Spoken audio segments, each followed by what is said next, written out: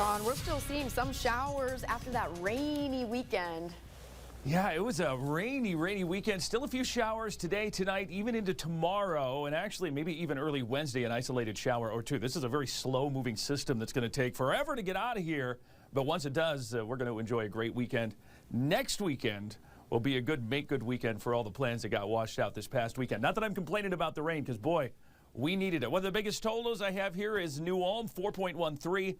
Although down in Hancock County, Iowa, northern Hancock County, I did see there was a 6+ inch rain report here from over the weekend. Over 3 inches in Arlington, Henderson, 2.65, Algona, 207 here at North Mankato, 2.02. We had over 2 in St. James, an inch, 98 in St. Peter, Hutch, Busher Park, Loyola area, almost 2 inches of rain there. We've had over 1.5 inches at La Hillier in Mankato, Owatonna. The airport, 1.57. An inch 43 in Blue Earth, and you can see we go down from there, over an inch in Waterville, Waseca, Jackson, and then lesser amounts in Fairmont, Marshall, and Redwood Falls. Didn't do so well with this system, only 0.11 of an inch of rain there. The system slowly moving out. You can see bands of rain east of the Twin Cities and into western Wisconsin. This thing has just been sitting and spinning and barely moving. It's finally going to exit to the southeast. You can kind of see it going around right here. It's going to slide off to the southeast. And as it does, we are going to see sunshine. But you'll notice even back here in the Dakotas, these little blips, there will be little blips of cloud cover, little blips of isolated showers and thunder showers. Nothing severe, but there may be a little scattered rain here and there as we make our way into the weekend. Temperatures generally now in the 60s to 70s. A little warmer where we do have those little pockets of sunshine popping in. St. James at 72, Mankato at 64, New Ulm at 64, Redwood Falls 69.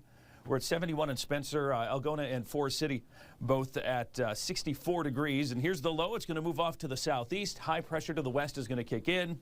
That is going to give us a really nice last half of the week. In fact, our temperatures are going to slowly work their way back up. I think Friday in the mid to upper 70s. And then by the weekend, we're talking high temperatures, upper 70s to low 80s on Saturday, Sunday. There may be a sprinkle or two at some point over the weekend, but generally, the weekend is looking really good. All right, here's our Futurecast. As we take you through tonight, notice that system spinning around and a few clouds and showers. We will get some fog overnight tonight again in places, especially some of the low-lying areas, so keep that in mind. And then as we take you into tomorrow, again, pockets of sunshine, a few showers, isolated thunder showers here and there.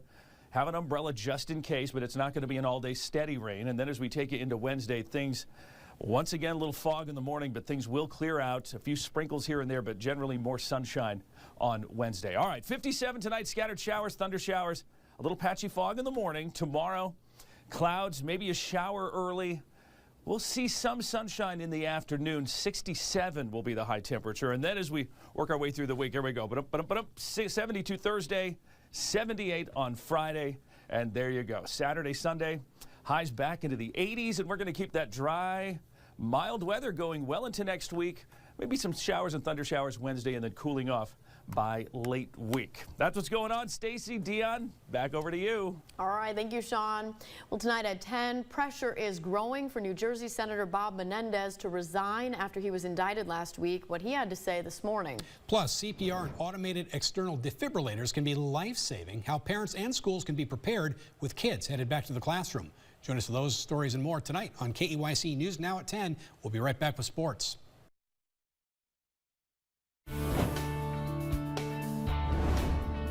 This 10-day weather forecast is brought to you by Bomgars. What you need, when you need it.